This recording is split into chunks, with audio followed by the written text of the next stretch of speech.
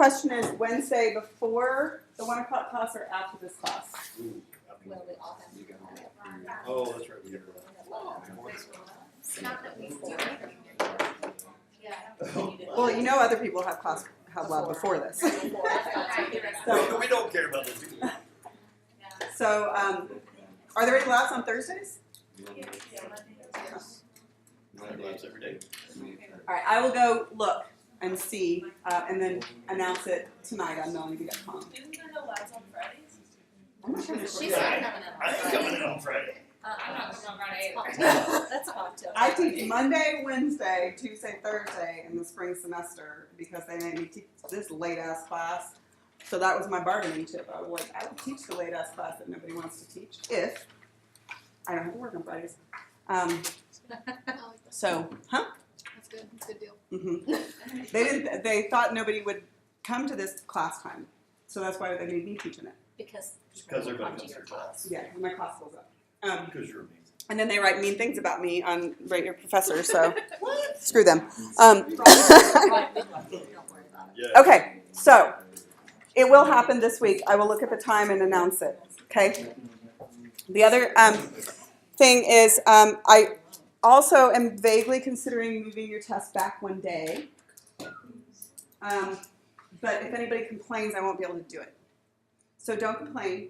Just suck it up and keep it to yourself and be nice to other people. Do you want to do that thing on Monday then? Do it on Monday? Oh, I guess I could do it on If Monday, you huh? push it, I Oh, was the going quiz to on suggest. or No, the, the concept session. If you push it back one day, we could do it on Monday. That's a good idea. yeah. How about I just make that executive decision? The reason is because people feel super overwhelmed with the cardiovascular system until they've had a little time with it. And then they tend to feel better. You remember how you felt with the first endocrine lecture? You're like, oh, Jesus, shut up. And then now you're like, oh, I think I'm starting to get it. It just takes a minute to get it. So that's what I'm considering. So perhaps that's the good solution, is to do it on Monday when nobody has labs, right? Should we bring goodies? Wow. To do a concept mapping session on Monday and then push your test to Wednesday. We can bring goodies You too. can bring goodies. I can bring goodies. Here, you can bring goodies. As long as All right. chocolate. So that's what I think I'm going to do. And if anybody gripes, we will just throw them off the bus, Yeah. right? Hello. Let me know who they are. I'll take care of them. Don't gripe. Huh? I'm not granted. No griping. Okay, so we're going to do cardiovascular this time. And the reason is we're doing cardiovascular because the last set of material comes so quickly and blood is way easier. So I'm moving blood to that one so that you won't feel quite so overwhelmed. I'm moving cardiovascular to this one. And I'm not going to feel really bad about it if I move your test back there either. So we're doing cardiovascular system. Cardiovascular system is logical but complicated. Like each little relationship you are going to understand and nod about, but when it all comes together, it's kind of a complicated story. So you have to make sure that you've got time to absorb it. So what I think that you should absolutely do today is pay way more attention than the 1 o'clock class did. And I mean, half of them were asleep. I don't even know what the hell was going on. I think it's Monday, and I don't know, maybe I shouldn't wear black. Maybe I have to wear bright colors, throw things at them, huh? Yeah, I'm afraid. They know. They were there. They experienced it. And then you also need to study today. You need to study so you can figure out what kind of questions you have, because we'll probably finish cardiovascular next time. Okay? All right, so first thing is, let's talk about the big picture of the cardiovascular system before we get lost in the details. And your objective is to ask when you get confused and not 15 minutes later. Okay? You are going to have a quiz next time too, and it's going to cover the end of the endocrine system and then this stuff. Okay? So, they are in the last class. I'm scared to do that. Well, they're in this class, but they Oh, they are? go to- Oh, I see. they go Okay. to the other class. They were just wondering when our final was. Oh, I don't determine the finals. I know, That the website's super thing on your Yeah, that thing is confusing. If I can read that website, you can. You are a grown-ass I think person. it's Wednesday, May 2nd. It is Wednesday, May 2nd. Yes. 1:30 to 3:30. 1:30 to 3:30. Yes. Okay. So, overall physiological design of the cardiovascular system. Let's get the big picture before we get lost in the details. The big picture, cardiovascular system has one trump function that trumps all others, meaning that even if it trashes the pump, even if it trashes the tube, even if it trashes everything, The ultimate function of the cardiovascular system is to ensure adequate blood flow to capillary beds. Meaning that counterintuitive stuff can happen. Like, if I am bleeding out, right? I have nicked an artery and I'm bleeding out. What is my heart going to do?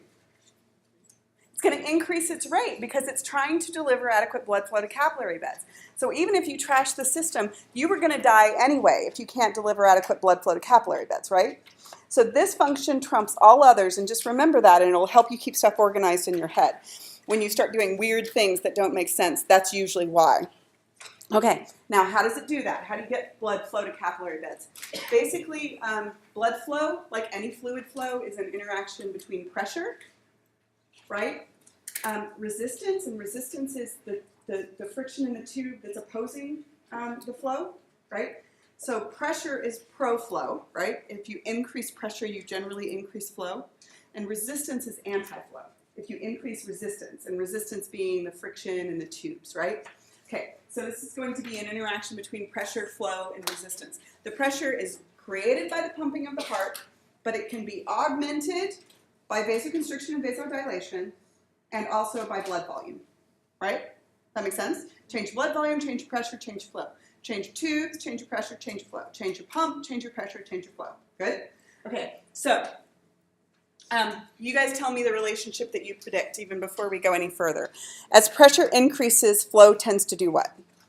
Increase, yes. Until pressure gets too high. It can get so high that it's going to bust the system. But generally, there is a direct correlation between pressure and flow.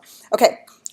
Flow is opposed by resistance. Resistance is the friction in the tubes, and so you guys tell me your prediction is as resistance increases, flow tends to do what? Decrease. Decrease, yes. Resistance occurs primarily in the vessels, not in the heart. The heart's nice and wide open. There's not a whole lot of friction to deal with in there.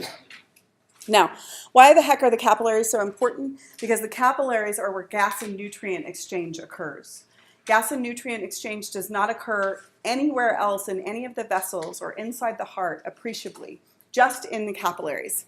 So generally, if we're talking about systemic capillaries, they're going to bring nutrients and oxygen, pick up waste and carbon dioxide. By the way, for those of you who are weak on your anatomy, it's going to hurt you in this chapter. So my assumption is going to be that you guys remember all the chambers, all the valves, what systemic versus pulmonary circulation is, which chamber systemic circulation starts with and ends with, which chamber pulmonary starts with and ends with. So all of that first 4 pages is like before you begin, because you really can't do cardiovascular physiology without cardiovascular anatomy. So if you're struggling today, it might be that you have to go back and review your anatomy, okay? And which of you has not taken anatomy? Oh, yeah, but you've done a lot of cardiac stuff, so you'll probably be fine. Okay. All right. So generally, when we get blood into the capillaries, just briefly, how do you get the oxygen and nutrients out of the bloodstream into the tissues? How do you get the waste and carbon dioxide out of the tissues and the bloodstream? So oxygen is lipid soluble. You've got no problem getting that out of the bloodstream into the tissues. Carbon dioxide has no solubility problems either. When you are talking about moving nutrients and waste, nutrients will move out via mediated transport or via diffusion if they can, and waste products the same thing. The only other thing that you need to think about here is what happens to the fluid. So as you move through a capillary bed, guys, and you're at the arterial end versus the venous end of the capillary bed, which end of the capillary bed is high pressure? Arterial end. And then as you move through the capillary bed, the pressure is going to drop because you get further away from the pump. But the other thing is the pressure also drops because you filter a whole bunch of water out of the capillary bed into the interstitial fluid. Does that make sense? You lose about 10% of the water each time you go through a capillary bed. But you suck most of the rest of it back up at the venous end of the capillary bed via osmosis. Why? Because if you lost a whole bunch of fluids, but you kept a whole bunch of solids, then you're going to be concentrated at that end, and it's going to suck it back up. That matters because that is how you get turnover of interstitial fluid, right? You're pushing it out at the arterial end via filtration, and you're pulling it back up at the venous end via osmosis, right? So you have a consistent turnover of this fluid every single time you go through. Okay, so let's go on to circulation and start getting some more details. Okay, so circulation, this interaction between pressure, flow, and resistance. So I don't have you guys memorize very many equations, but this is one that you can memorize because it's so easy to see the relationship after you just know a little bit.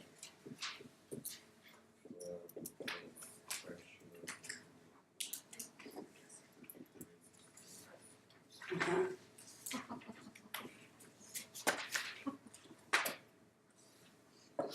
Okay, so now let's get into some details about how you make blood flow. The first thing is that it's not the pressure that matters, it's really the difference in pressure between 2 points. So let me show you guys something. Okay, I have a tube, a vessel, and I've got the pressure at point 1 and the pressure at point 2. You guys have been around long enough to know that if this pressure is 120 millimeters of mercury, and this pressure is 120 millimeters of mercury, you get no flow. Correct? So it's not the pressure, it's not the absolute pressure, it's the difference in pressure between 2 points. Because if we make this one 100, then you know the direction of flow. Yes? And it's not just the direction, you can also figure out the velocity of flow once you actually put in the R there.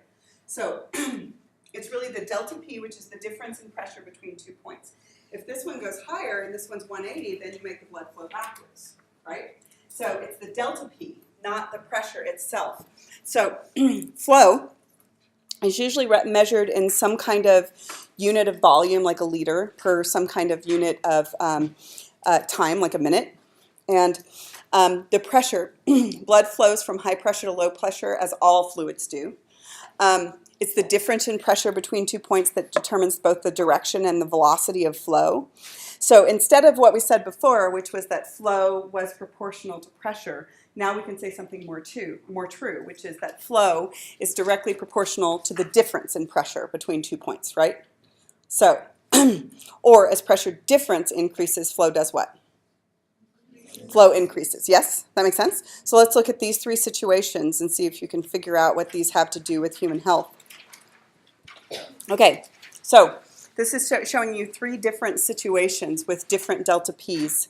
What they are doing is holding the resistance constant, so it's not what we're messing with right now, and the resistance is held to the constant 2. Okay, so notice this delta P is 40 at a resistance of 2. That gives us a flow of 20 mils per minute. Okay, that makes sense? Okay, this one, notice that the pressure is high enough, but there is no difference in pressure, and therefore you get nothing as far as flow goes. But this one is the one that's really relevant in clinical situations, because please note, at way higher pressures, so now you're 200 versus 160 versus 100 over 60, so you see that at way higher pressures, your delta P is still exactly the same. Do you see that? The delta P is still exactly the same. It's 40 millimeters of mercury at way higher pressure, and the flow is exactly the same as well. So the interesting thing to think about, way more fluid, the interesting thing to think about is what does that have to do with atherosclerosis and arteriosclerosis when somebody gunks up their blood vessels? So let's think about that.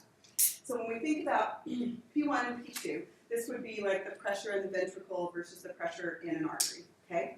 So what happens with arteriosclerosis or atherosclerosis is that this number starts creeping up.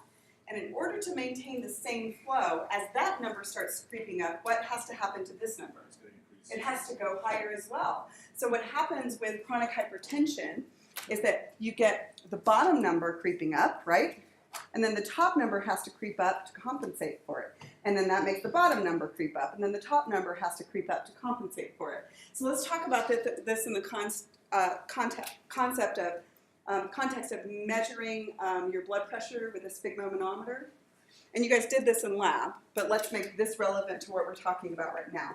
So when you measure your blood pressure, you're measuring the systolic or the diastolic. And let's start with just a normal one that you have. These are all measured in millimeters of mercury.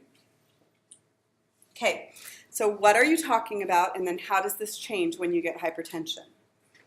Systolic is the pressure in, for instance, your brachial artery or another artery, immediately after ventricular contraction. The other word for contraction is systole, right?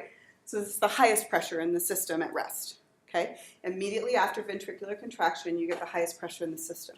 And then diastolic is the pressure immediately before the next ventricular contraction, which is the lowest pressure in the system. Does that make sense? Okay, now, what happens with somebody with chronic hypertension is that this number starts to creep up. So it goes up from an 80 to 100 to 115. And then, because the ultimate function of the cardiovascular system is to ensure adequate blood flow to capillary beds, in order to maintain the flow, what does your heart have to do? Pump harder or more frequently or both, right? And so this is a little arms race that starts in your vessels and is mirrored by your heart. Starts in your vessels and is mirrored by your heart. That's how hypertension occurs. It's because you have to continue serving the flow. Okay, so So when the bottom goes up, the top goes down. yeah, so the funny thing is when people go in and they measure their blood pressure, they're always really freaking impressed by this number. Oh my God, the top number is 210. The top number is serving the bottom number. It's the bottom number that really matters. It's the diastolic. That's the driving force right there. And the top number is just trying to compensate for it. Okay?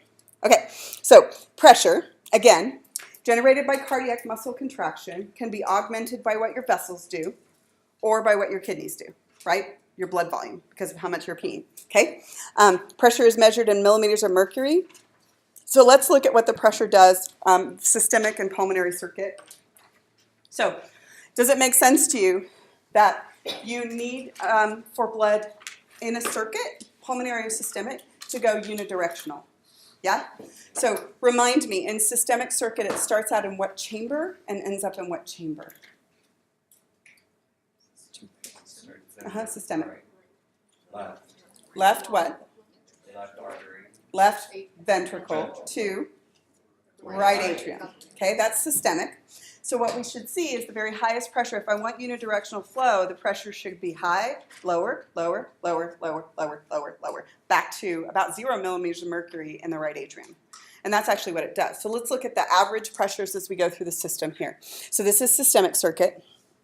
It's pretty high. This is at rest. This is average pressure, not systolic and diastolic.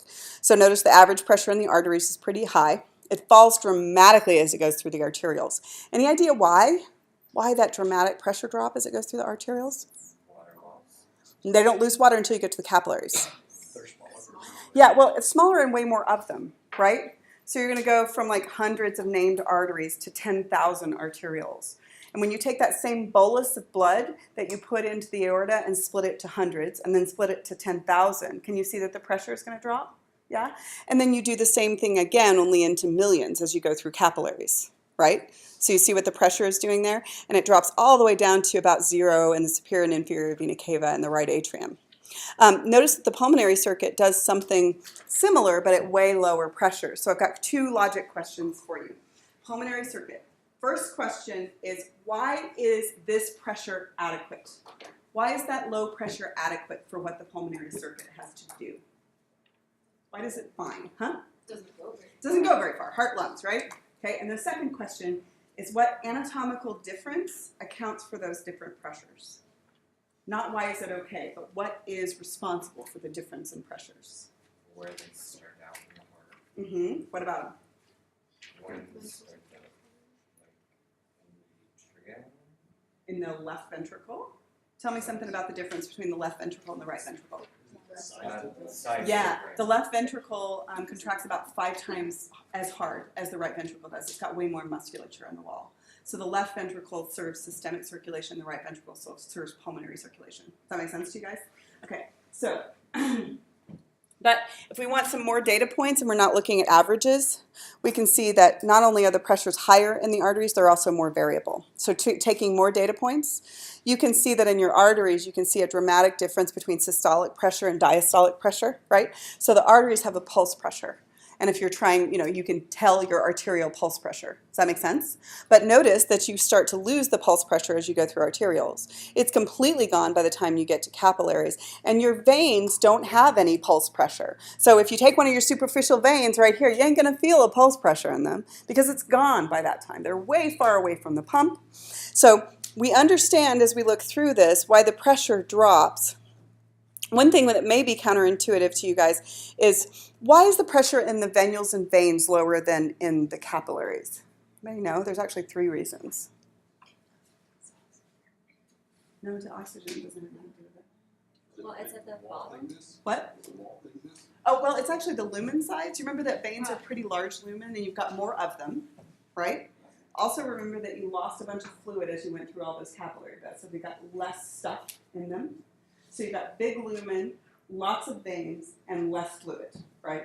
So that's why even though there are fewer veins than there are capillaries, the pressure can still be lower. Does that make sense to you guys? Okay, and that's important for unidirectional flow of blood. You have to keep the pressure lower. Okay, so there's no pulse pressure that you can tell in the veins. Okay, so the magnitude of pressure varies, but also the pressure is highest and most variable in the arteries. So we are going to talk about blood pressure again at the end of this set of notes, but blood pressure is easy because anytime you hear blood pressure, there are 3 ways to manipulate it, and I'm going to say it so many times you'll get tired of it, like anterior pituitary. So how do you manipulate blood pressure? Heart, vessels, blood volume. That's how you manipulate blood pressure, right? And so every kind of blood pressure medication that you run into affects 1, 2, or 3 of those things. Either it slows down your heart, dilates your blood vessels, makes you pee, right? If you've got a high blood pressure medication, it's going to do one or a combination of those things. Okay, so go ahead. So, just tell me, how does heart rate? Are you going to get to that? Oh yeah, we're going to do heart rate a lot. Okay, so, but we haven't talked about resistance. So let's talk about resistance, okay? So resistance is, if we hold P1 and P2 constant, we don't change them, so let's just get it to one that will work. So let's get it to 120 over 80, whatever. Okay, if we hold P1 and P2 constant, then what happens in the tube between P1 and P2 can dramatically impact the flow, right? The size of the tube, the lumpiness of the tube, and a bunch of other things. So what we're going to talk about now is resistance. Resistance is primarily due to friction in the tube, right? Okay, so let's talk about the things that can impact resistance. So flow is inversely proportional to the resistance between 2 points, or as resistance increases, flow does what? Decreases, good. Okay, friction is the primary consideration, and because of that, most resistance does not happen in the heart where there's not a whole hell of a lot of friction. The chambers are pretty big and open. Most resistance happens in the vessels, so it's kind of a vessel thing. Okay, so let's talk about the factors that impact friction and therefore impact resistance. The first one is not something that changes dramatically in a healthy person over the course of a day, but it is worth talking about. This one has to do with the thickness of the fluid itself. As the viscosity of the blood increases, then what do you predict about resistance?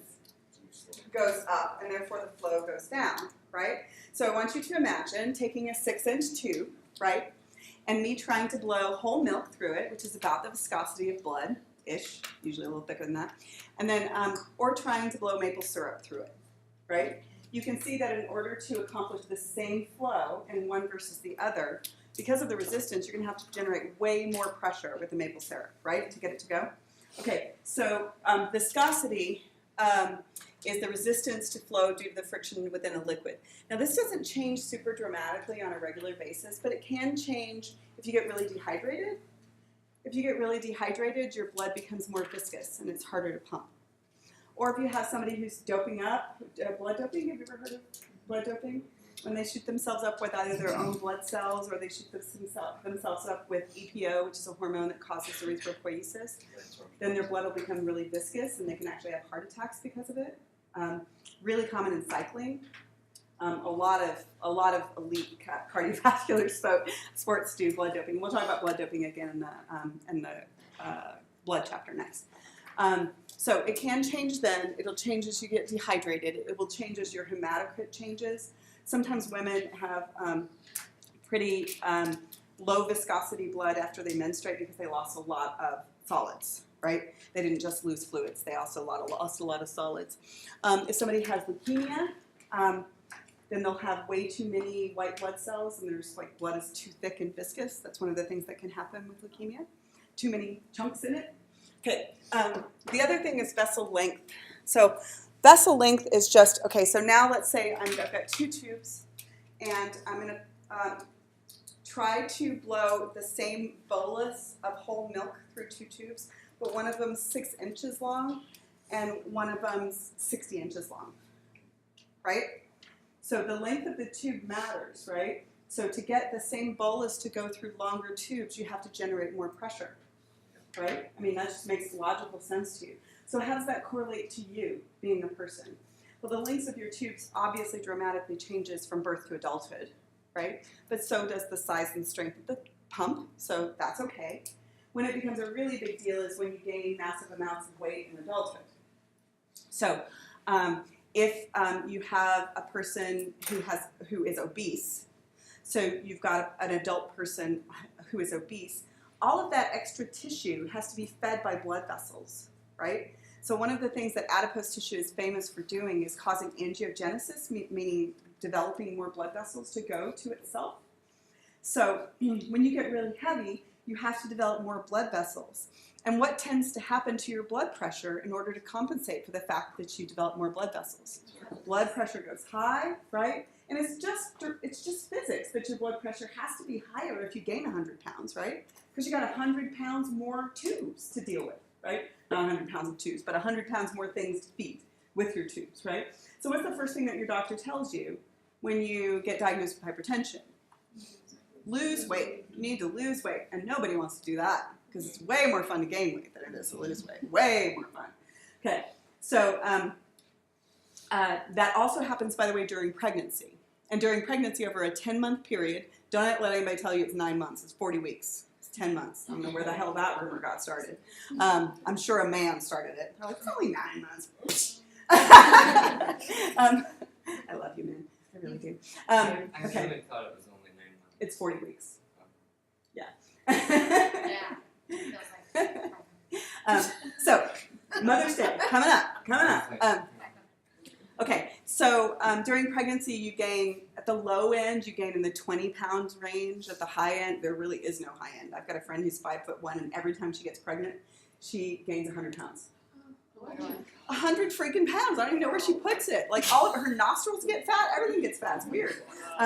So you got, during that time, a lot of times your blood pressure is going to go up. And if you gain a lot of weight, your blood pressure is going to go up pretty dramatically. It's hard. It's harder for mom and baby having that big weight gain over that period of time. Okay, so that's vessel length. Now, those two don't change dramatically over the course of a day in any healthy person, right? They're not going to like really be manipulated. You're not going to get way more vessels or change your viscosity. What does change every day is that you can manipulate your vessel diameter, and then some vessels are just inherently bigger than others. So before we talk about manipulating them, let's just talk about the general trend. I want you to think about not vasoconstriction and vasodilation, just the width of the aorta versus the brachial artery, just comparing those two, okay? So what do you think? The general trend is a larger tube has less resistance, and therefore what flow? No, less resistance, higher flow. Yes? The exception is you can get too damn big, right? So if you have a stream, right, you're maintaining the pressure, but if it goes into a lake, you drop the pressure, right? So an aorta is a good size, but an aortic aneurysm, when it blows out, is not going to help blood flow, right? It's actually going to drop blood flow. So if the tube gets too big, you lost the pressure, right? And you have more turbulence in the fluid. The smaller tube is more resistance and therefore what flow? Like comparing the brachial artery to the aorta. Lower flow. Okay, now let's start wiggling them. So now instead of talking about the aorta versus the brachial artery, let's talk about the brachial artery on its own, right? And the arterioles that come from the brachial artery. So the brachial artery is going to, among other things, supply the capillaries that are in the upper portion of the arm, right? You're going to supply the biceps brachii and the brachialis and all of the muscles and the triceps and everything in there. You guys with me? Okay, so remember that you can do regional short-term vasoconstriction or dilation in arterioles, and arterioles lead to capillary beds, right?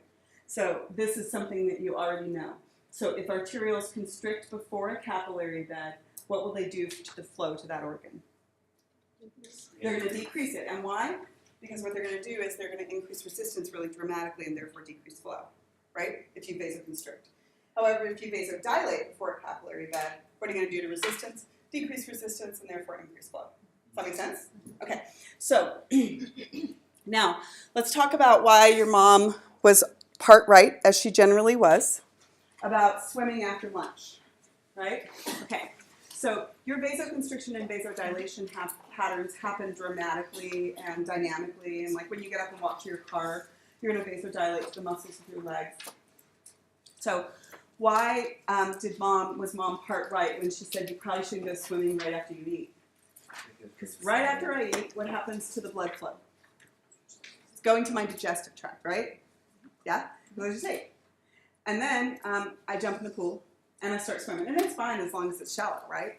But if you swim out to the middle of the lake and then you've got 5 liters of blood and your body's like, I don't know where the hell to send it, right? And you're not sending adequate amounts of blood to your legs and then they start cramping up on you, then you can have somebody drown.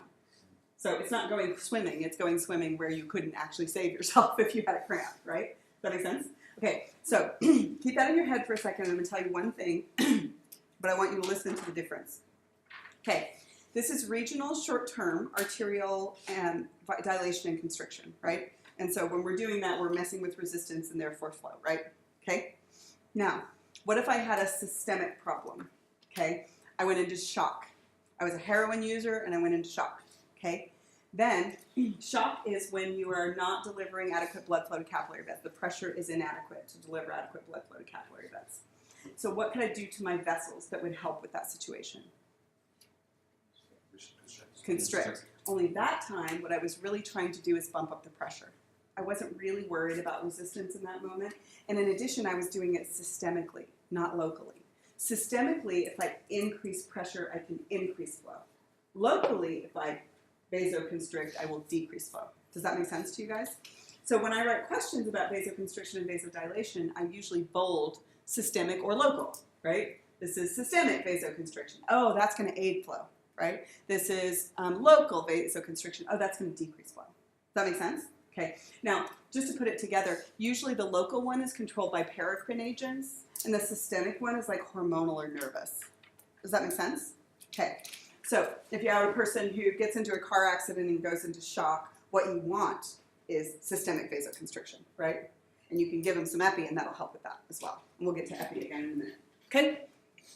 All right. So although viscosity, vessel length, and vessel radiance also all impact resistance, the only one that you really manipulate on a daily basis is vessel radius. That's the only one that you like change very much. Okay? All right. So now what we're going to do is we're going to back up and we're going to learn how cardiac muscle tissue causes contractions, how about action potentials in cardiac muscle. Luckily, this one is not outrageously complicated because it's mostly skeletal muscle story plus a couple of exceptions. That's mostly what it is. So all of that work that you put into learning, like, okay, you get the action potential, it goes down the T-tubules, it causes calcium release from the SR, and it binds to troponin and moves tropomyosin out of the way. It's going to be the same story, right? In cardiac muscle. It's just going to start out from a different place, right? Okay, so cardiac muscle tissue first. So before we get into the nitty-gritty of cardiac muscle tissue, let me tell you like a hormone, because I know you want another hormone. All you've wanted in your whole life was another hormone. Okay. I am going to murder you now. Okay. So the cardiac muscle has the capacity to secrete a hormone. It's not glandular tissue, but some of the cells have the capacity to secrete this hormone. And because you are phenomenal endocrinologists now in your heads, I'm going to tell you why it's released, and you're going to tell me what it does. Okay? You're going to use your powers of prediction and negative feedback to figure out what it does. So these cardiac muscle cells have the capacity to secrete this hormone. And listen to the name of the hormone. Atrial, where it comes from. Natriuretic, which is trying to imply to you where it goes and what it does. Peptide or factor or protein. Nobody can decide on the F or the P. It doesn't matter. ANP or ANF. Here's why it's released. I want to see if you guys can figure out what the hell it's going to do. It is released from the atria in response to prolonged atrial wall stretching, and it targets the kidneys. What do you think it's going to make the kidneys do? Yeah, you're going to pee, right?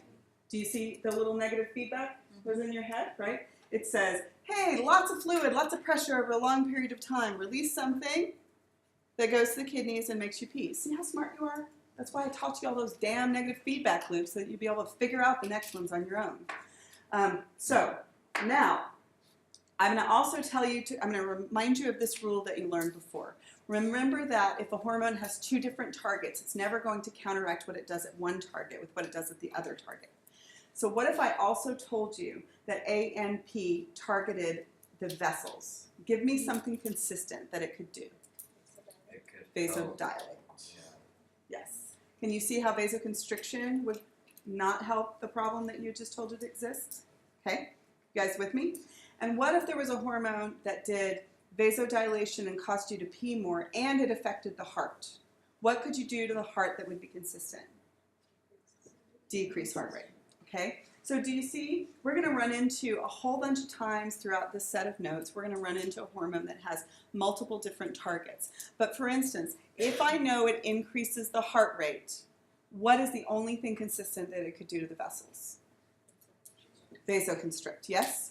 And if I knew that it vasoconstricted, what is the only thing that it could do to the kidneys, which would be consistent? No pee, right?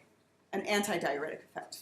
So just remember that, because you can always, in your head, usually remember one thing that the hormone does, and then you can just figure out the other ones that it does, right? Because you don't have to memorize all of them. Okay, so keep that in mind as we're going through. Okay, now as far as the metabolism of the heart is not picky about nutrients. It can burn fatty acids, it can burn glucose and other sugars, it can burn lactic acid.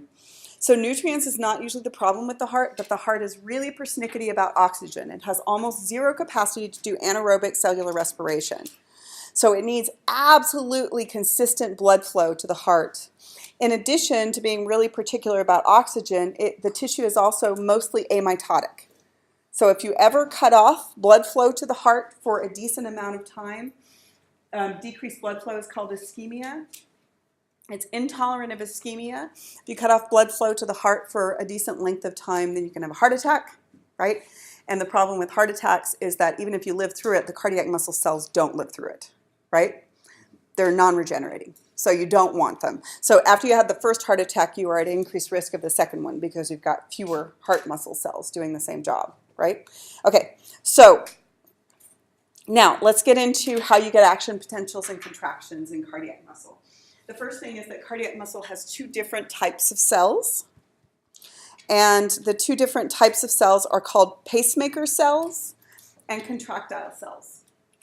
Pacemaker cells, they are cardiac muscle cells, but during development, they didn't make actin and myosin and sarcomeres and myofibrils. What they did instead is they specialized to flooding themselves with ions and then sending action potentials on to their friends. So how do they send action potentials on to their friends? What do they have? Gap junctions, exactly. Okay, so these are sometimes called pacemaker cells or conducting cells. And the reason they call them conducting cells is because just imagine what they're doing. They're flooding themselves with ions and then they're sending it on to their friends. So they're literally conducting the action potentials from one cell to the other. So they call them pacemaker or autorhythmic or conducting cells. And they are clustered in a few places in the heart, although they're also scattered around the heart. So you should know this from anatomy, but let's show it to you anyway. The location of these guys is the SA node is a cluster of pacemaker cells just inferior to the opening of the superior vena cava in the right atrium. Yes? And the AV node, atrioventricular node, is in the interatrial septum, right at the bottom. Okay, and then this looks like nervous tissue, but it's not. What it is instead of a cluster of these cells, it's a chain of them. So I want you to imagine that this is a chain of pacemaker cells, okay? This is called the AV bundle, or the bundle of His. And then when it splits, it's called the left bundle branch going to the left ventricle and the right bundle branch going to the right ventricle. And then the little wiry things that are coming off of it are called Purkinje fibers. So let me just remind you of hopefully what you learned in anatomy.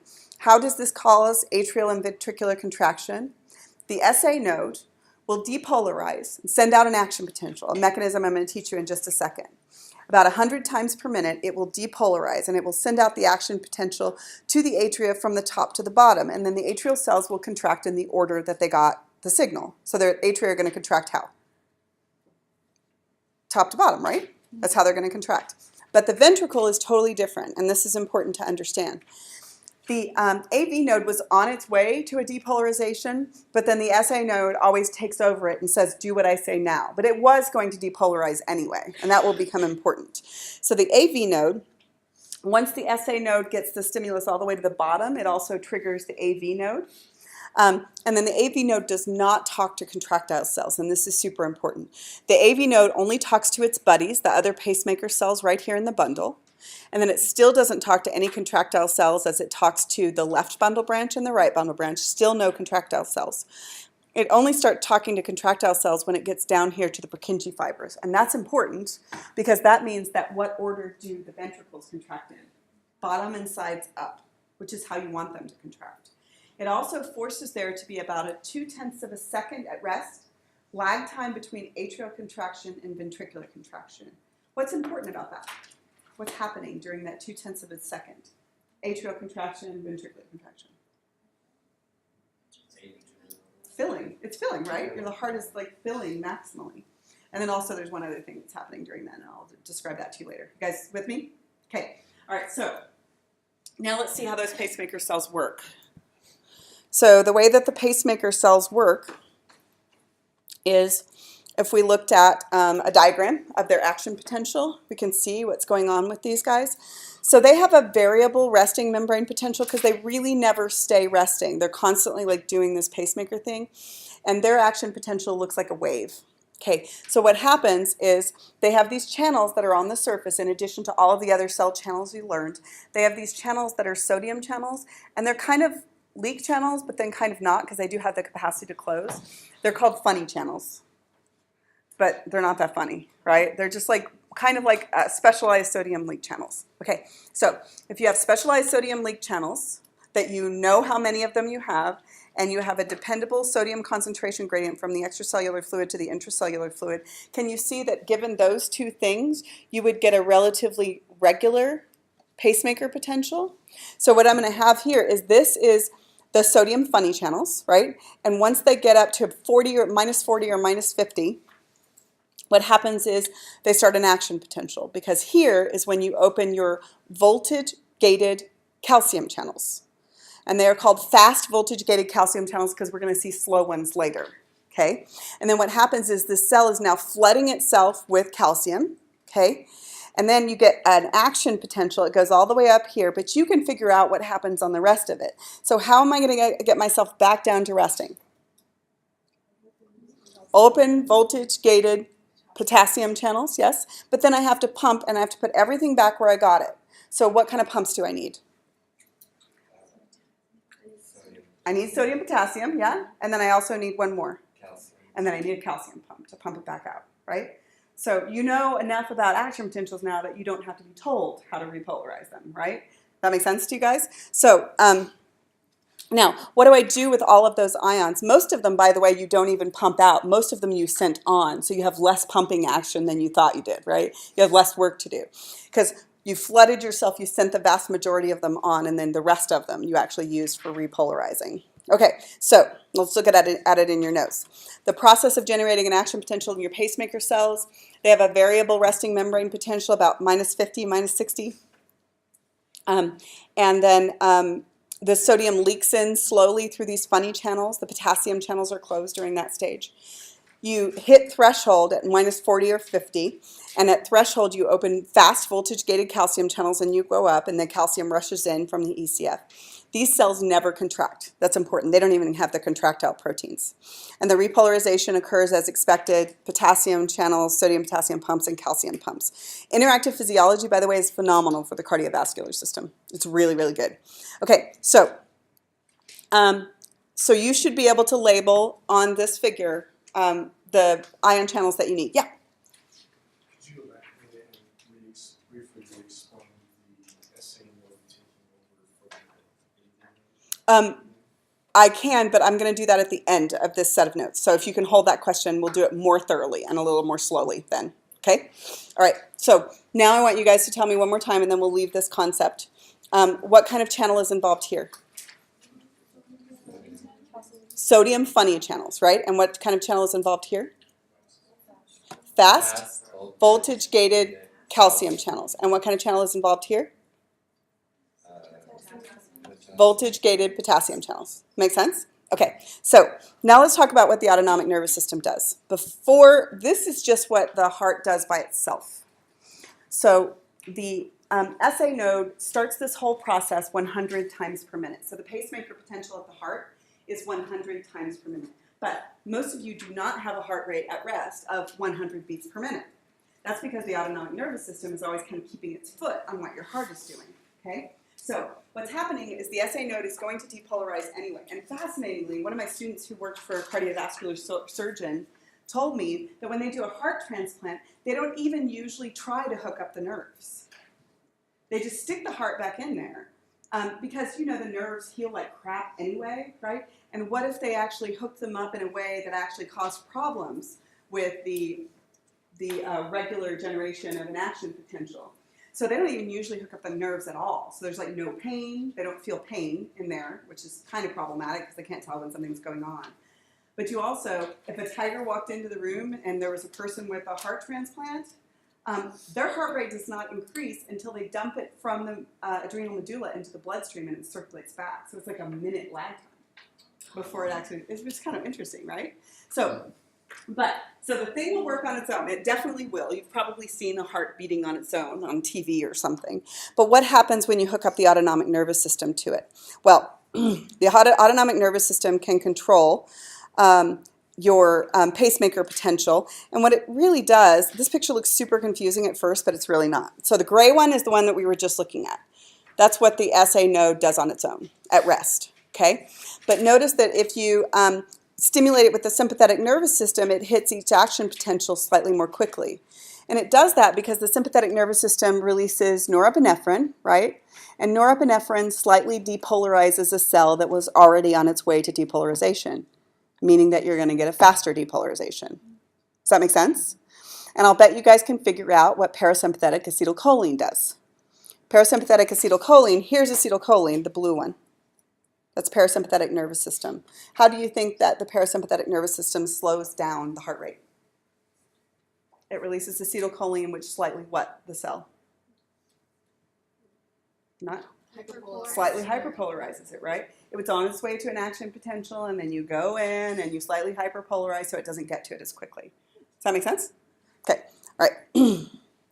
Okay, so you know the neurotransmitters that are used. Okay, so now let's move on to the contractile cells. So what's going to happen is the pacemaker cells that we were just talking about are now going to pass their ions, sodium and calcium, through the gap junctions, yes, to the contractile cells, okay? And the contractile cells are going to be very, very similar in how they behave to skeletal muscle cells. They're going to have a couple of little exceptions to it. So this is what the action potential looks like in a contractile cell. They go from -90, which is the resting membrane potential, all the way up to depolarization really, really quickly because they get flooded with sodium and calcium so quickly through the gap junctions. So they go from nothing to action potential almost instantaneously. And this depolarization right here is caused by fast voltage-gated sodium channels. Okay, so they're just sitting there and then they get flooded through their gap junctions with sodium and calcium. And they will go very quickly to an action potential and open your fast voltage-gated sodium channels, okay? But I don't want these contractile cells to have wimpy action potentials or wimpy contractions because when I want my cardiac muscle to contract, I never want it to do this. I always want it to do this, right? And sometimes even harder. So you want your cardiac muscles cells to contract hard or harder. Right? Hard when you're at rest, harder when you're exercising, never half-ass it, right? You're always going to do it, right? Get it really going. So what I can do with that is how about making sure I've got boatloads of calcium, right? Because calcium will help me with contraction, right?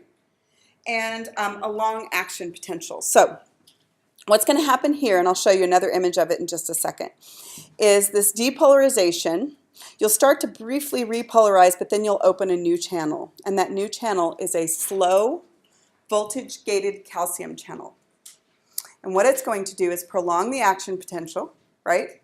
In addition, it's also letting calcium in from the extracellular fluid. Okay, so now let's look at a picture that's really similar to the one that you looked at for skeletal muscle. Okay, so with this one, what we are going to do is we're going to start the action potential from a gap junction, right? You're going to flood. This is the pacemaker cell, and this is the contractile cell. We're going to flood it with sodium and calcium, and that's how I'm going to get my action potential. Then the action potential is going to move along the cardiac muscle cell sarcolemma, and as it moves along the sarcolemma, it's going to activate this slide, this one right here, which is this ion channel. This is your slow voltage-gated calcium channel. It's slow because it happens after the action potential's already started, okay? And then calcium is going to move from the extracellular fluid into the intracellular fluid. And then it's going to continue like you would expect it to in skeletal muscle. It's going to go down the sarcolemma and down the T-tubules. And then once it gets to the T-tubules, it's going to cause calcium to be released from the SR. Calcium is going to bind to troponin, move tropomyosin out of the way. You're going to get your cross bridge, and you will have cross bridge cycling as long as you have ATP and calcium in there. Okay? But I've got two sources of calcium. So can you see I'm going to have a stronger contraction, a longer contraction? Okay, so so looking back at your notes, the sodium and the calcium received through gap junctions will cause the opening of the fast voltage-gated sodium channels. You get your action potential then. And then as your action potential is going, it causes the opening of the slow voltage-gated calcium channels. And then calcium rushes in from the extracellular fluid. And calcium from all of those sources, from the extracellular fluid and from the SR, are going to bind to troponin, move tropomyosin out of the way, and then you are going to get your action potential. So you guys tell me, how am I going to repolarize this? So I know what got me up here, which was what? Fast voltage-gated sodium. And I know what got me right here, which is slow voltage-gated calcium. How am I going to get back here? What? Voltage-gated potassium, same way I always get back to repolarization. And then I need to pump everything back where I got it. So what kind of pumps do I need and where? I need sodium, potassium on the cell membrane. Then what? Calcium where? 2 different calcium pumps. Where did the calcium come from? Pump it back. Calcium back into the SR and calcium back into the extracellular fluid. Right? Does that make sense? So you just have to put everything back where you got it. That's what you have to do. Is that okay? And they don't show you the voltage-gated sodium-potassium pump. You don't have to show it anymore. Everybody okay? Okay. All right, so you guys can label this? Are those all voltage-gated? The fast? Uh-huh. Yep. Okay, so last thing is, do you see why this is a slow calcium channel? Because I had a fast one here, right? This one, the fast calcium channel was responsible for the action potential, right? That's a fast voltage-gated calcium channel, right? And I didn't have any voltage-gated sodium channels in this one. This was a funny sodium channel, like a leak channel, and this was a fast voltage-gated calcium channel. Sorry, voltage-gated, yeah, calcium channel. And then down here, this is fast voltage-gated sodium and slow voltage-gated calcium, right? That makes sense? So can you tell quickly just from looking a pacemaker potential versus a contractile potential? Yeah, they're really easy to tell from one another. One of them's like waves and this one's like, erk. I don't know what this one looks like, a cliff, right? Okay, so last little tidbit. Cardiac muscle cells should never go into tetanic contraction, which means we don't ever want temporal summation in cardiac muscle cells. Remember, with skeletal muscle cells, you could get a stronger contraction by stimulating it again to get more calcium release, right? Does that make sense? Stimulating it again to get more calcium release, and you could, that's why you could zap a muscle repeatedly and it's going to get a stronger contraction. We do not want that capability in cardiac muscle cells. And one of the ways that cardiac muscle cells protects itself against that capability is that its absolute refractory period, remember absolute refractory periods? Its period of time during an action potential that you can't have another one is compared to skeletal muscle, which is 2 milliseconds, absolute refractory period, this one's 250 milliseconds. So can you see that when your absolute refractory period is that long, that you are going to prevent tetanic contraction in the heart, right? You're just forcing it to be like way out, right? So you can't get any temporal summation when you're doing that. So unlike skeletal muscle, Heart muscle has no capacity for summation, therefore no tetanic contraction possible. So it gets a really long absolute refractory period. Now, it's super important that the heart never goes into tetanic contraction, because one more thing that is happening. When the heart contracts, when the ventricles contract, right, we are pushing blood into the arteries, the aorta and other arteries. But at the same time, remember that the pump is actually pumping to the pump. So we have a bit of a problem. Heart relaxation, specifically ventricular relaxation, is just as important as ventricular contraction.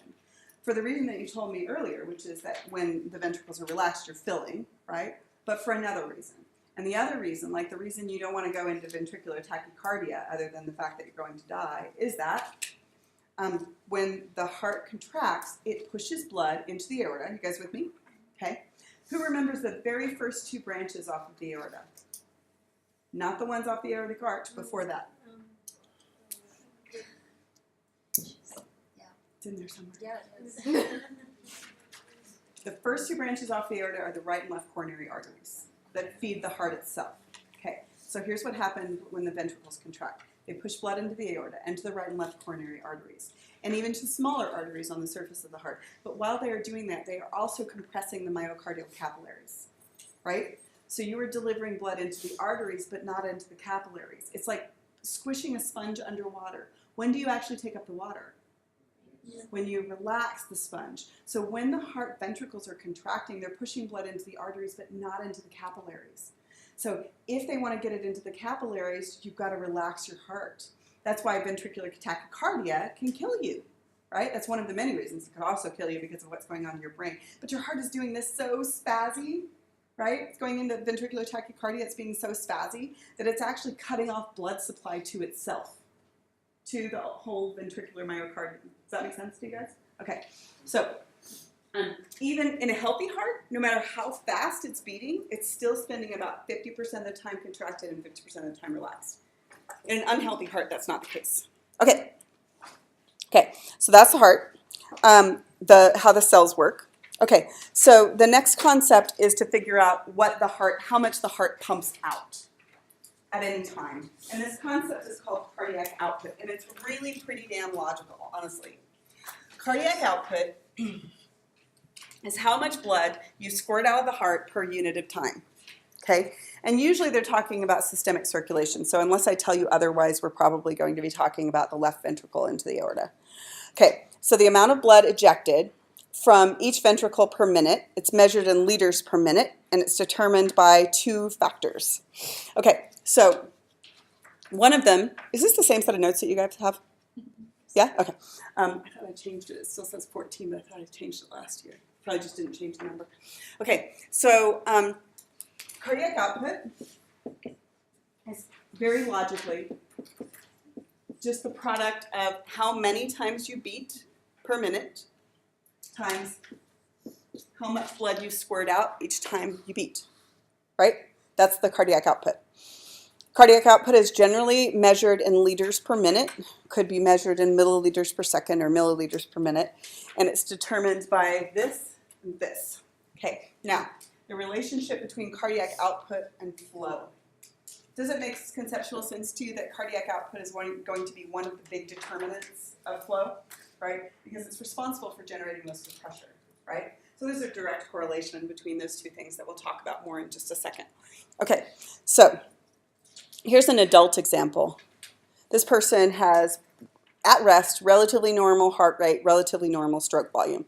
The stroke volume is 7/100ths of a liter per beat, which is about a quarter cup. And the heart rate of 72 beats per minute is within normal. And that person at rest pumps about 5 liters per minute. What's the significance of about 5 liters per minute? How much blood do you have? Yeah, 4 to 5 in a female and 5 to 6 in a male. So 5 is about the middle. So that's pretty damn impressive, right? That you're pumping your entire blood volume at rest every minute. We should be nicer to our hearts, probably. Okay, so let's talk about things that you know. So if one of these two things gets compromised, you will generally try to compensate with the other one because you need to maintain blood flow, right? So one of the reasons my stroke volume could fall really dramatically is that maybe I had a heart attack and I can't generate enough pressure to get a good stroke volume, right? And what would my heart do to compensate, even though it seems like it would hurt, it would cause more problems? It's going to increase the heart rate. Yeah, it is. If your stroke volume falls, it's going to increase the heart rate. Same thing if you're bleeding out. If you are bleeding out, even though it might not help, your stroke volume is falling and you still need to maintain your cardiac output, then your heart rate's going to go up. Even though it's going to be really thready, right, it's going to go way up.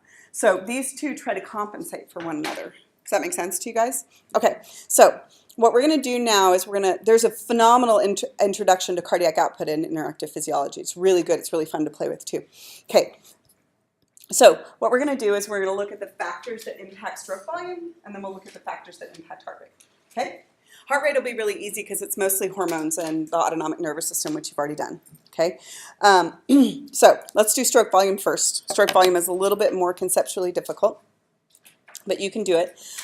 Just pay really close attention to this part because this is usually the part in the cardiovascular system that people get confused. Okay, so stroke volume. Stroke volume is how much blood you squirt out each time the ventricles contract. Okay, but there are things that can impact it. And one of them is the vessels, what is going on in the vessels. So the ventricle is contracting. But what if the vessels were really gunky or really narrow that it was pumping into? Can you see that if P2 impacts is really high, then the stroke volume is going to drop? Like if I had massive arteriosclerosis or vasoconstriction in my vessels, then it's hard to get the blood out. Okay, that concept is called afterload, and afterload is the pressure that you are pushing against, right? It's the pressure in the system that you are pushing against. So the arterial pressure against which the ventricles must pump. Increased arterial pressure tends to do what to stroke volume? What do you think? Decrease stroke volume, yeah. It decreases your stroke volume. Afterload increases and stroke volume will decrease with hypertension, right? That's one of the reasons that your heart rate tends to go up because your stroke volume went down, right? And your heart rate has to try to compensate. So if you gunk up your blood vessels, then your stroke volume drops, right? And then your heart is like, well, I got to do something. So it increases the heart rate to compensate for it, okay? So that's what's chronic hypertension, usually because of massive vasoconstriction and or arteriosclerosis, okay? That makes sense? Okay, so now let's talk about the things that positively impact stroke volume. And the things that positively impact stroke volume, I want you to listen to this terminology so that it'll make sense to you before we go on with like the details of it. One of the things that impacts stroke volume is what we call EDV, which is end diastolic ventricular volume. Okay, break that down. What I am saying is that stroke volume is directly impacted by the volume of your ventricles at the end of diastole, which is right before systole. Does that make sense? Okay, so what's in your ventricles is going to directly impact stroke volume. But it sounds relatively logical, but now I need to tell you that your ventricles can get full, but they can also get fuller. Because it's not just a container, it's a stretchy container. So they can get full and they can get fuller. Okay, so the end diastolic ventricular volume is the volume, both the size of the container and the amount of fluid that's in the container immediately before ventricular contraction. Does that make sense? So that's EDV, end diastolic ventricular volume. Okay, so let's look at the factors that impact EDV. The factors that impact EDV, okay, one of them is preload. Okay, and preload is the amount of tension, how full the cardiac muscle, the ventricles are immediately before ventricular contraction. So let's talk about this. So preload, let's put this together. Preload and afterload, okay? Does it make sense to you that the preload occurs in the ventricles and the afterload occurs in the arteries? Because which one's pre and which one's after, right? So the preload occurs in the ventricles. And so how much blood is in the ventricles? How do you impact how much blood is in the ventricles? Well, one of them has to do with filling time. Are you beating so fast that you're not allowing them to fill? Then you're not going to have good preload, right? If you beat a little slower and your heart rate slows down a little bit, you'll get better filling time. So as heart rate decreases, both filling time and preload will do what? Increase, yes. So if your heart rate gets too fast, you're not allowing adequate time for filling. So as your heart rate slows down, you can get better filling time and therefore more blood to pump out. And then the other one is what your atria are doing. What is in your ventricles is directly determined by what was in your atria and how much your atria contracted, okay? So I've got all this blood that's coming into the atria. What if my atria are just doing this? Or like me, I've got atrial fibrillation. That's going to drop my atrial pressure, right? It means I'm going to have about 20% less blood flow going into my ventricles. But what if my atria are doing this? Squish. Then I'm going to get better preload, right? I'm going to get more blood in there. Does that make sense to you guys? So ventricular end diastolic pressure or preload is affected by filling time and atrial pressure. So what your atria are doing and how much time you're giving them to fill. And then there's one other thing. And the other thing that impacts what is in your ventricles before they contract and how well they contract is this lovely thing called Starling's Law. And Starling's Law says that your heart works better when it's full. Okay, this says, now just watch. As your EDV increases, as your heart gets fuller, think your ventricles, then what happens is you slightly stretch your sarcomeres, and a stretched sarcomere has better cross-bridge cycling than an unstretched one. Okay? This is not nervous system. It's not anything. It just means that if this thing is full, then the sarcomeres are at optimal length. So your heart works best when it's full. That's what that's saying. This is called Starling's Law, and it actually prevents enlargement of the heart because the fuller the heart gets, the better the heart contracts. The fuller the heart gets, the better the heart contracts, right? So do you see how this is going to directly impact stroke volume? Starling's Law. The fuller it gets, the better it contracts. Okay? So Starling's Law says as venous return is just the blood that is coming back through your veins, going back to your heart. As venous return changes and the heart gets fuller, the heart automatically adjusts output to match inflow because of Starling's Law, because you stretch your sarcomeres so that they work better. So what can help with increasing venous return? What can give you Starling's Law effect? One of them is that when you are working out, you get better venous return.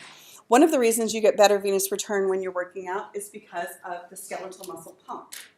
So the skeletal muscle pump says that the blood has a hard time going back through your veins. It's pretty low pressure. But when your skeletal muscles squish on veins that have one-way valves in them, then the blood actually returns better to the heart. Does that make sense? And then the other one, your textbook doesn't have a picture of it, it's called the respiratory pump. And the respiratory pump says, how can I help get my blood up my abdominopelvic cavity? Because every single time my diaphragm contracts, it pushes down, increases the pressure here, decreases the pressure here, squirts blood up my inferior vena cava, right? And does that happen better when I'm exercising? Yeah, you increase your respiration, you increase your muscle contraction, so your venous return increases really dramatically when you're exercising. Okay, does that make sense? All right, so the stretching causes the force of contraction to increase and more blood is ejected. Thus, exercise actually increases stroke volume. We've always known that exercise increased heart rate, but now I'm telling you that exercise increases stroke volume because you get more blood back too. Okay, so the maximum amount that your cardiac output can increase above normal is called your cardiac reserve. So if my cardiac output at rest is about 5 liters of blood, right? And at rest, my stroke volume is like a quarter cup or so. At rest, heart rate is around 72 beats per minute. Then let's talk about Lance Armstrong in his prime. Even despite the drugs or because of the drugs, I have no idea. But in his prime, his resting heart rate was about 33 beats per minute. But can his heart rate go up to 160 just like yours can? Yeah, it can. So his cardiac reserve is phenomenal, right? Because he's way down here at rest. He actually had a stroke volume of 3 times what the normal person had. That's why his heart rate could be so low, because his stroke volume was so high. One of the things that cardiovascular training does is cleans out your blood vessels, which decreases afterload, right? It also increases the training of your heart so that each stroke volume is really dramatic. So you get tons and tons of blood out, and therefore your heart rate can go lower. Is that healthy or unhealthy for the long-term health of a system? No, it's really healthy. Yeah. If your pump is so efficient that you don't have to use it very frequently, then it's probably going to last you a long time, right? And also he had 1 less testicle to supply, right? So that was okay, right? So I probably shouldn't have said that. Sorry, Lance. So your cardiac reserve is what you can do above and beyond normal, and if your normal's really low, you can still get up to as high as other people do. So he also had incredible lung volume too, which isn't related to the story. But okay, so the last thing about stroke volume is this concept of ventricular contractility. Okay, so you have to listen to this one because it's different.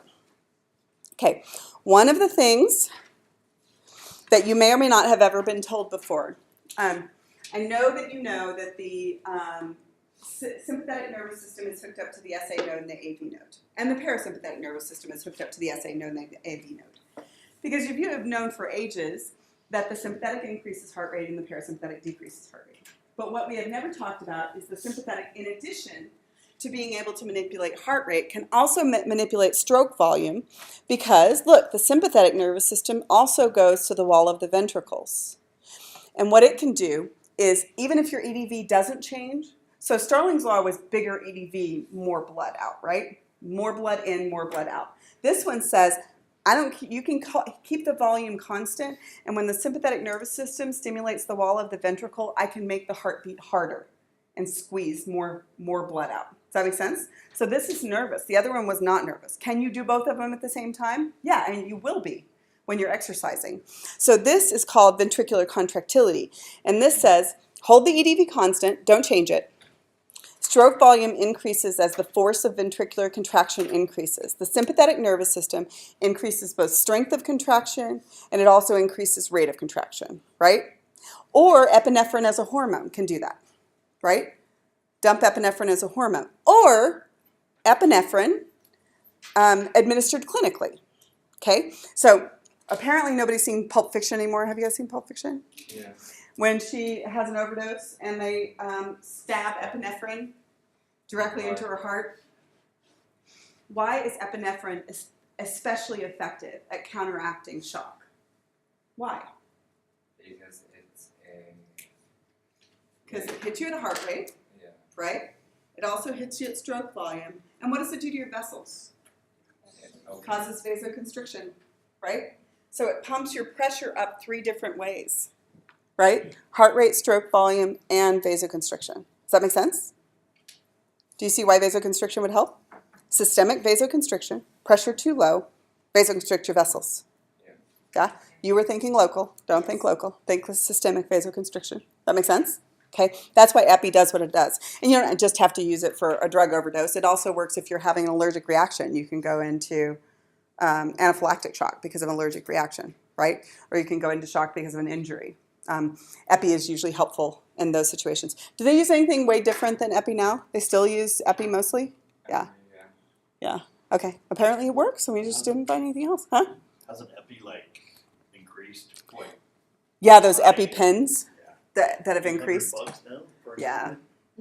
That's so rude. People are making those pens now because it's not really hard to produce that stuff. It was just the delivery mechanism that's so easy, which was hard. So it's hard to produce. But I think that there are some companies that are getting around it and they're going to flood the market with cheap epi because that's a bastard thing to do. Oh, Don't you think? Stop being bastard people. What? It's just crazy how much they're wasted. We get them all the time in my plant because they're expired. Oh, So we really? get boxes full of EpiPens. Really? Play Oh, with with the them. funds? They're- Are you playing with them?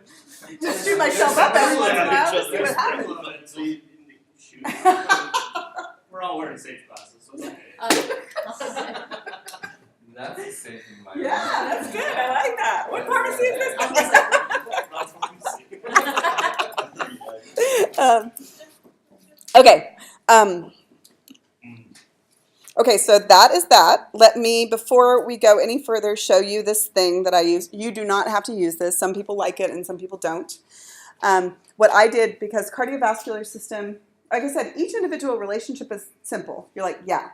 But then you develop 25 of them, and then you're like, I don't know how the hell to put all this stuff together. So I made a concept map for it. And I'm going to give this to you guys, but I'm not going to show you the whole thing because you'll cry. I'll just show you pieces of it at once. And then, so I made this with a program called MindNode, okay? So I want to show you how to read it if you decide to use it, and I'll upload it for you. What this says is that blood flow is the big picture idea, right? That's what we're trying to accomplish. and it says that blood pressure is positive relationship to blood flow, right? Blood pressure aids blood flow. If it is red, it means it's a negative relationship. Resistance decreases blood flow. You guys with me? Okay, all right. So now, one of the determinants of blood pressure is cardiac output, and that's what we've been talking about, right? It's not the only one, because we also have the blood volume and we have what the vessels are doing, but we'll talk about those in a minute. So what we have been talking about today, just to put this together graphically so that you can see the relationship, because this helped me when I built this, is that stroke volume has a few determinants. Okay, if it is red, it is a negative relationship. So do you see that afterload decreases stroke volume? Yes? Do you see that ventricular contractility, which is the thing that we just talked about?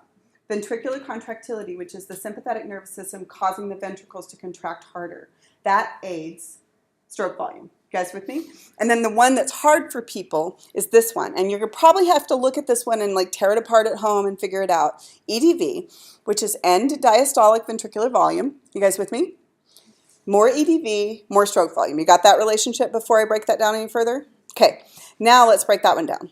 Okay, so how do you impact EDV? One of them is preload. Preload is what's in the ventricles immediately before contraction. Okay, and what is preload? Preload is really affected by filling time, right? More filling time equals greater preload, and also atrial pressure, which is what the atria are doing. Do you see? Okay, and then the last one is Starling's law, and Starling's law is the fuller it is, the more optimal the sarcomere length, right? So you'll get that natural input, output follows input kind of thing. And so venous return is also related to Starling's law, and you've got the skeletal muscle pump and the respiratory pump, which will get the heart fuller, which will make you have greater EDV, right? And there's also a relationship between a venous return and those two as well. Does that make sense? Okay, so I will upload this for you, but the whole thing is kind of complicated because the next thing we're going to do is heart rate, and we'll get that. Heart rate is actually pretty easy because you've already learned most of heart rate. So let me tell you what we're going to talk about heart rate. Primarily when we're talking about heart rate, we're going to be talking about controlling it with the nervous system and then controlling it with hormones. So you've already done the nervous system part because it's the autonomic nervous system that controls heart rate, right? And then you've learned a whole bunch of hormones. Some of them, like epi as a hormone, is going to control heart rate. Some of them you won't necessarily know, but they're all going to be pretty easy because you've already done a whole bunch of hormones. So let's just do the nervous system part of it with our last couple minutes. And the nervous system part of it is just this.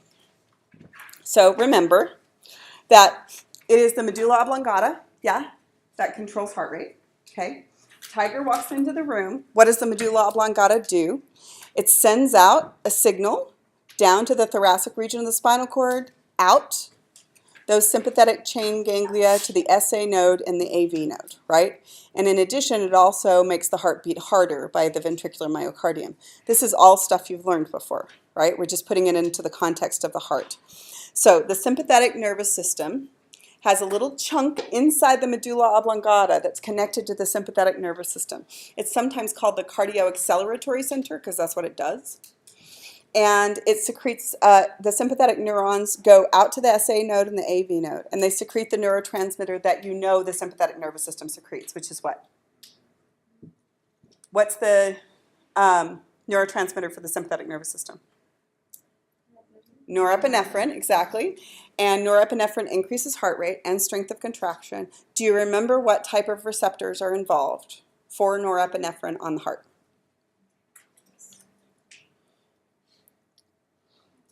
What are norepinephrine receptors generally?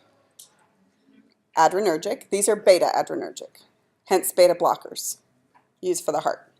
Okay, and then the other part, and this is the last thing that we'll do today, is that the other part of the medulla oblongata is attached to the parasympathetic nervous system. That part of the medulla oblongata is sometimes called the cardioinhibitory center, because that's what it does.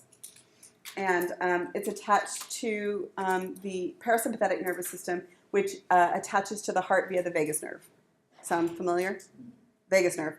And the vagus nerve, please look, goes SA node, AV node, but not ventricular myocardium. So it has an impact on heart rate, but not on strength of contraction. Does that make sense? Okay, so What does the parasympathetic nervous system do? It secretes acetylcholine, right? And acetylcholine decreases the heart rate but doesn't impact the strength of contraction. What kind of receptors do you use for acetylcholine? Cholinergic, exactly.